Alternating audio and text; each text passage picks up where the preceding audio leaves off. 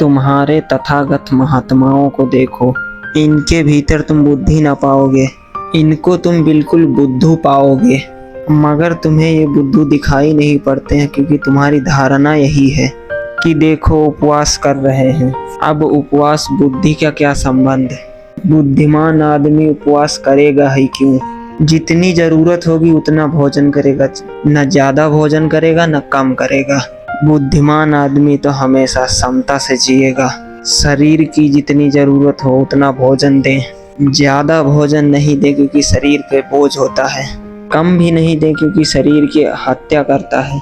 बुद्धिमान आदमी उतना देगा जितना आवश्यक होगा, और जितना आवश्यक होगा उतना सोएगा, उतना श्रम करेगा जितना आवश्यक है। ये तो बुद्धुओं के लक्षण हैं। या तो कम खाएंगे या तो ज़्यादा खाएंगे, या तो कम सोएंगे या तो ज़्यादा सोएंगे, या तो कम श्रम करेंगे या तो ज़्यादा श्रम करेंगे, कभी मध्य में ना हो पाएंगे। गांव में प्रसिद्ध नेताजी का भाषण होने वाला था। वहां पहुंचे तो एक ही श्रोतागण था। नेताजी ने उससे पूछा, अब क्या करना चाहिए? उसने उत्तर दिया, जैसा आप ठीक समझें। उसने उत्तर दिया, मैं एक मामूली किसान हूँ और मैं ये जानता हूँ जब मैं 20 गांव को चारा डालने जाता हूँ और वहाँ सिर्फ यदि एक गाय भी हो तो मैं उसे बिना चारा दिए लौट नहीं आता। उसके उत्तर से प्रभावित होकर नेताजी ने भाषण दिया।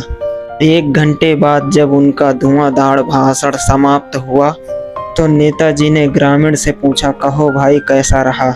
उसने बोला, बहुत सही, लेकिन मैं तो एक मामूली किसान हूँ और सिर्फ ये जानता हूँ 20 गायों की जगह पर यदि एक गाय मिले तो मुझे सबका चारा नहीं खिला देना चाहिए। और आपने यही किया कि गाय थी तो 20, लेकिन मुझ गरीब को ही सारा चारा खिला दिया।